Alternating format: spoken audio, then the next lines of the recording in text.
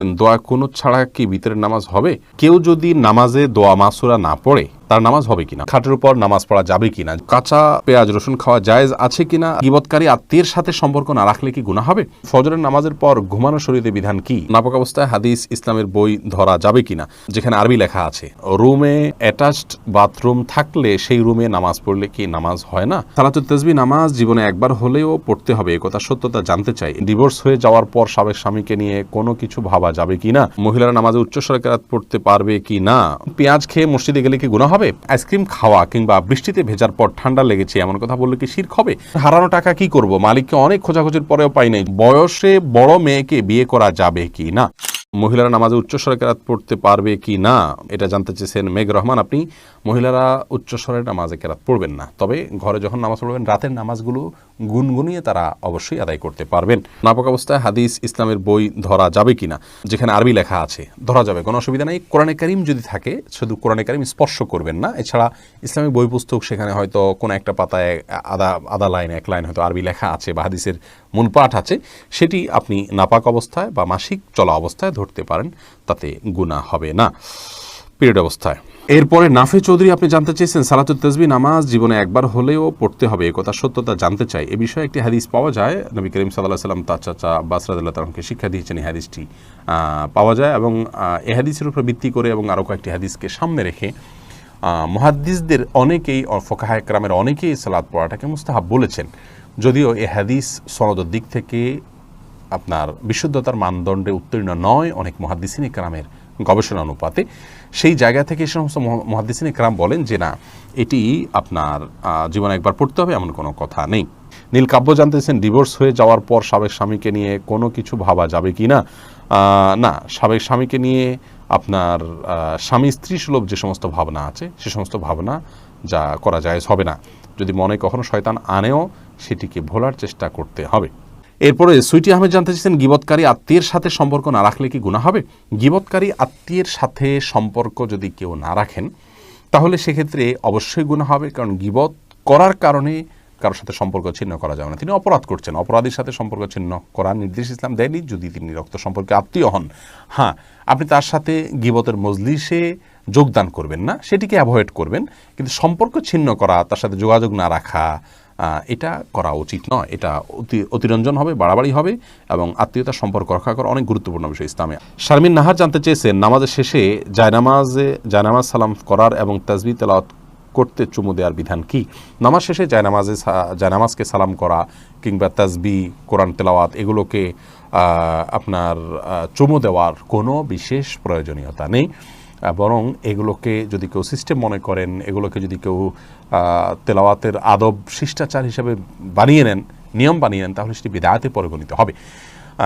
আমরা যে জায়নামাজে সিজদা করলাম এটার সাথে আমাদের চুমু খাওয়ার বা এটার প্রতি শ্রদ্ধা দেখানোর মতো কিছুই নেই, যে তাসবিহ আমরা ব্যবহার করলাম সেটা ব্যবহার করার সাথেও সেটাকে শ্রদ্ধা করারও বিশেষ কোনো কারণ নেই। হ্যাঁ, কোরআন কারীমে আল্লাহ তাআলার কালাম, সেই জায়গা থেকে আপনি ভালোবেসে কখনো চুম্বন করলেন ভিন্ন কথা, কিন্তু যদি আপনি তেলাওয়াত করলেই এটা করতে হবে এমনটি আবশ্যক বানিয়ে নেন তাহলে সেটি পরিত্যাজ্য হবে। এরপরে মাজাহুল ইসলাম জানতে চেয়েছেন হারানো টাকা কি করব, মালিককে অনেক খোঁজাখুঁজির পরেও পাই নাই, যদি পরিমাণ অনেক অল্প হয় আপনি গরিব হলে আপনি নিজে খেয়ে ফেলতে পারেন অথবা অন্য কাউকে দান করে দিতে পারেন, আর যদি অনেক বেশি হয় তাহলে যথেষ্ট খোঁজাখুঁজি করার পর, যথাযথ উপায়ে খোঁজাখুঁজি করার পর, বিজ্ঞপ্তি দেওয়ার পর, আশেপাশে ঘোষণা দেওয়ার পর কোনোভাবে পাওয়া না গেলে পাওয়ার আশা ছেড়ে দিলে আপনি এই টাকাটা কোনো গরিব দুঃখীকে দান করে দিতে পারেন। আপনি নিজে অভাবী হলে আপনি নিজেও এটা ভোগ করতে পারেন, তার পক্ষ থেকে সওয়াবটা তার পক্ষে যুক্ত হবে ইনশাআল্লাহ। বিপ্লব জিএম আপনি এডি থেকে জানতে চেয়েছেন আইসক্রিম খাওয়া কিংবা বৃষ্টিতে ভেজার পর ঠান্ডা লেগেছে এমন কথা বললে কি শিরক হবে, সরাসরি এটাতে শিরকে আকবর হবে না, কিন্তু এগুলো যদি এমনভাবে বলেন যে আইসক্রিম খাওয়াতেই হয়েছে, বৃষ্টি ভেজার কারণেই হয়েছে, খুব স্ট্রেস দিয়ে বা এমনভাবে বললেন যে বোঝা গেল যে এটাই মূল কারণ, একমাত্র কারণ আপনি নির্দিষ্ট করে দিচ্ছেন, ফিক্স করে দিচ্ছেন, এরকম বললে সেটা শিরকে আসগর হবে, ছোট শিরক হবে, যেটি অ্যাভয়েড করা উচিত বা বর্জন করা উচিত। বৃষ্টি ভিজলাম এর পরেই ঠান্ডা লেগেছে, আল্লাহ ভালো জানে, হয়তো এই কারণেই হয়েছে, এরকম বলা যেতে পারে। ইসমাইল দেওয়ান জানতে চেয়েছেন পেঁয়াজ খেয়ে মসজিদে গেলে কি গুনাহ হবে, পেঁয়াজ বলতে কাঁচা পেঁয়াজ যদি খান, কাঁচা পেঁয়াজ খেয়ে সেই অবস্থায় মসজিদে যাওয়া নিষেধ, হাদিসে স্পষ্ট নিষেধ আছে, তার কারণ হলো মসজিদে ফেরেশতা থাকে, অন্য মানুষরা আছেন, কাঁচা পেঁয়াজ খেলে মুখে দুর্গন্ধ হয়, সেই দুর্গন্ধ নিয়ে মসজিদে গেলে আশপাশের লোকদের কষ্ট হবে, ফেরেশতাদের কষ্ট হবে, সেজন্য হাদিসে নিষেধ আছে। অতএব কাঁচা পেঁয়াজকেও খাওয়ার পর ভালো করে মুখের দুর্গন্ধ দূর করে, সেটি অন্য কিছু খেয়ে হোক, ব্রাশ, মেসওয়াক ইত্যাদি হোক, যেভাবে হোক অন্য কোনো উপায়ে মুখের দুর্গন্ধ দূর করে তারপর তিনি মসজিদে যাবেন না। মোহাম্মদ তানভীর জানতে চেয়েছেন, বয়সে বড় মেয়েকে বিয়ে করা যাবে কি না? অবশ্যই করা যাবে। বয়সে আপনার চাইতে আপনি যাকে বিয়ে করবেন তার বয়স যদি বেশি হয়, বিয়ে করাতে কোনো অসুবিধা নেই। নবী করিম সাল্লাল্লাহু আলাইহি ওয়াসাল্লাম নিজে বিবাহ করেছেন খাদিজা রাদিয়াল্লাহু তাআলা আনহাকে, তখন তার অনেক বেশি বয়স ছিল, নবী সাল্লাল্লাহু আলাইহি ওয়াসাল্লামের চাইতেও বেশি বয়স ছিল, বিধায় নিজের চাইতে বেশি বয়সের কাউকে বিবাহ করাতে ইসলাম শরীয়তের দৃষ্টিকোণ থেকে কোনো প্রকার বাধা নেই। বিবাহ নিয়ে আমাদের অনেক কুসংস্কার, আমরা বিধবা বিয়ে করতে চাই না, আমরা তালাকপ্রাপ্তা বিবাহ করতে চাই না, এবং আপনার একবার বিয়ে হয়ে গেলে মনে করি জীবনের তরে বন্ধন হয়ে গেছে, কোনোভাবে ছুটলে দোষযুক্ত মনে করি। এইগুলোর সবগুলো আমাদের সমাজের অপসংস্কৃতি, এগুলো অনেক অন্যায়ের দুয়ারকে উন্মোচন করে। বিবাহ বিষয়টাকে শরীয়ত অনেক ইজি করেছে।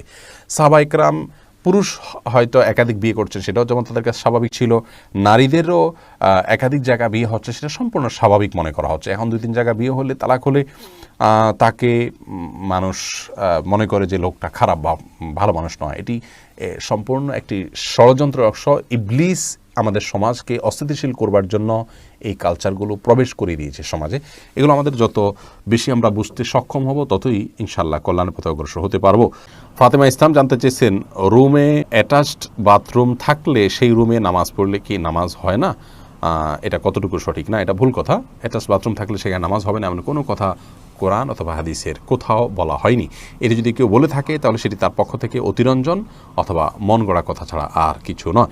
এমডি ওমর ফারুক জানতে চেয়েছেন, ফজরের নামাজের পর ঘুমানো শরীয়তে বিধান কি? এটি জায়েজ আছে, তবে অনুত্তম কাজ। নবী করিম সাল্লাল্লাহু আলাইহি ওয়াসাল্লাম দোয়া করেছেন, আল্লাহুম্মা বারিক লি উম্মতি ফি বুকুরিহা, আল্লাহ আমার উম্মতের জন্য সকালের সময়টাতে আপনি বরকত দান করুন। অতএব সকালের সময়টাতে না ঘুমানো উচিত বা উত্তম। কেউ অসুস্থ থাকলে ভিন্ন কথা, বৃদ্ধ হলে ভিন্ন কথা। তবে যদি কেউ ঘুমান, তিনি কোনো বড় গুনাহ করেছেন, অপরাধ করেছেন, এই লেভেলের সমস্যা নয়, অনুত্তম আর উত্তমের বিষয়টি এতটুকু। তাছাড়া নবী সাল্লাল্লাহু আলাইহি ওয়াসাল্লাম সকালে ঘুমাতেন না কখনো, সেজন্য এটি সুন্নাতের খেলাফ। কাঁচা পেঁয়াজ রসুন খাওয়া জায়েজ আছে কিনা রাসেল জানতে চেয়েছেন। জি, অবশ্যই কাঁচা পেঁয়াজ রসুন খাওয়া জায়েজ আছে। কাঁচা পেঁয়াজ রসুন খেলে গুনাহ হবে না, তবে কাঁচা পেঁয়াজ বা রসুন খেয়ে মসজিদে যাবেন না। কাঁচা পেঁয়াজ রসুন খাওয়ার পরে মুখের দুর্গন্ধ দূর করে তারপর মসজিদে যাবেন। জান্নাতুল ফেরদাউস আপনি জানতে চেয়েছেন, খাটের উপর নামাজ পড়া যাবে কিনা? জি, অবশ্যই যাবে। খাটের উপর নামাজ পড়াতে কোনো অসুবিধা নেই। অনেকে মনে করেন যে খাটের উপরে বা বিছানা চাদর উপর নামাজ পড়া যেন বিছানা চাদর ধোয়া থাকে, পরিষ্কার থাকে, নাপাক দেখা না যায়, কোনো নাপাকের আলামত না থাকে, তাহলে সেখানে সালাত আদায় করতে কোনো অসুবিধা নেই। সিরতাজ আন্নি আপনি জানতে চেয়েছেন, কেউ যদি নামাজে দোয়া মাসুরা না পড়ে তার নামাজ হবে কিনা? হয়ে যাবে। দোয়া মাসুরা পড়া এটা ফরজ বা ওয়াজিব নয়। রাকিবুল ইসলাম জানতে চেয়েছেন, দোয়া কুনুত ছাড়া কি ভিতরের নামাজ হবে? হলে তা দেখুন, দোয়া কুনুত এটি ভিতরের জন্য ওয়াজিব। অনেক উলামা ইকরাম এটিকে সুন্নাহ বলেছেন, যেমন আরবিয়ান স্কলাররা, সৌদি উলামা ইকরাম এটিকে সুন্নাহ বলেছেন। তো সাধারণ এবং স্বাভাবিক অবস্থাতে ভিতরের নামাজ এটিতে দোয়া কুনুত পড়া উচিত, এবং কোনো কারণ ছাড়া দোয়া কুনুত ছাড়া নামাজ পড়া উচিত নয়। হ্যাঁ, কেউ মুসলিম হলেন, তিনি জানেন না, তাহলে তার জন্য জায়েজ আছে। বিকল্প হিসাবে তিনি যে কোনো দোয়া ওই জায়গায় দাঁড়িয়ে করলেন আল্লাহর কাছে, তাতে ইনশাআল্লাহ বিইذনিল্লাহ তার ভিতরের সালাত আদায় হয়ে যাবে, কিন্তু এটাকে নিয়ম বানিয়ে নেওয়া উচিত নয়।